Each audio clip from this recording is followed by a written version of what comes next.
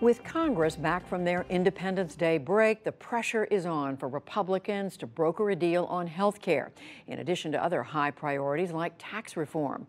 All of this as the August recess looms just weeks away. In a minute, John Yang will be back to talk to Lisa Desjardins. But first, Lisa has the current state of play on Capitol Hill. Thank you for being here today. With the healthcare fight unresolved and no action on the budget or tax reform, Utah Senator Mike Lee and 9 fellow Republicans today asked to cancel the August recess. At this time, it doesn't make any sense for us to just take the month of August off. And Majority Leader Mitch McConnell partially obliged. We will be in session the first 2 weeks of August. That buys a little more time to tackle a daunting agenda, topped by replacing Obamacare. We'll be on health care next week.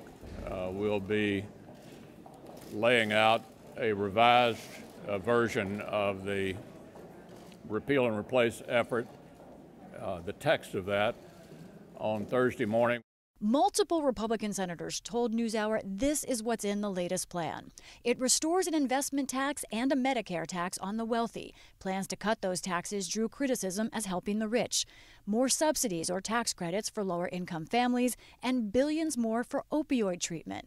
But indications are there will be essentially no changes to the Medicaid section. That would cut the number of people on Medicaid by millions. And one unusual twist, Republicans are still mulling an amendment from Texas Senator Ted Cruz that would allow insurers to offer just one Obamacare-compliant plan and avoid its regulations in the rest. That general idea could bring on Cruz and other key votes like Lee.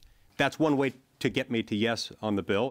But Democrats like Senator Jeanne Shaheen voiced a concern some Republican moderates share. Because our Republican colleagues haven't just had 6 months to put together a health care bill. They've had 7 years and 6 months. And the Cruz amendment is not the answer. It would roll back protections for people with pre-existing conditions. It would cost more for consumers. All said, it is not yet clear if a revised plan will get the 50 votes it needs. McConnell wants to hold that vote next week, and many Republicans say it's time, win or lose. In my judgment, it's time to vote. These are unusual times. The Senate Historian's Office tells me that only once in modern history has the Senate cut short its August recess. John, guess what the topic was? It was 1994. It was health care. Democrats failed to pass their bill back then. Hillary care back then. That's right. Lisa, you said that the Cruz amendment is going to be key, but Senator McConnell also said that Thursday they're going to see a text. How are they going to handle the Cruz amendment? Yeah, this is a little bit tricky. It's actually, think of it as 2 different bills, a Bill A and a Bill B. It'll be the same text, only one will have the Cruz amendment, one will not. The big moment to decide which goes forward will be Monday, probably, when we expect the Congressional Budget Office to come out with its score to say, does the Cruz amendment help these markets? What does it do for premiums? What does it do for pre-existing conditions? That will be the big decision moment. And in your spot, you said that they still don't have the 50 votes for what's probably going to come out Thursday. Are they going to continue to tweak it to try to get the votes they need, or how's that going to work? I think that's why we didn't see text today, John. That's why we saw sort of a framework and Vice President Pence up there trying to massage people into this. But honestly, coming out of the meeting, some people were more warm to it, like Bob Corker today. Others, like Lisa Murkowski, came out, was asked, was there progress made on things important to you? She turned to reporters and just said no. So there's still some work to go for someone like that. They've got 2 extra weeks now. What else are they going to do? Are there other things they've got to get done before they get their reward to go by going home for recess?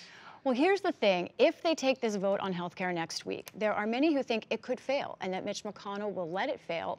At that point, then, they would have another decision to make. Do we try again, a different kind of Republican bill, or do we, in fact, work with Democrats, come up with an entire another approach to health care to fix the Obamacare markets? Do we try and pass that before we leave in the middle of August? Then they also have a budget to deal with, spending bills. Conservatives want to actually do a proper spending process and debate spending cuts rather than just have one big bill dropped on at once. There is a lot of work to do. It's not clear how they will get the votes to do it, though, but now they do have more time. Lisa Desjardins, a lot of work for them, a lot of work for you. Thank you.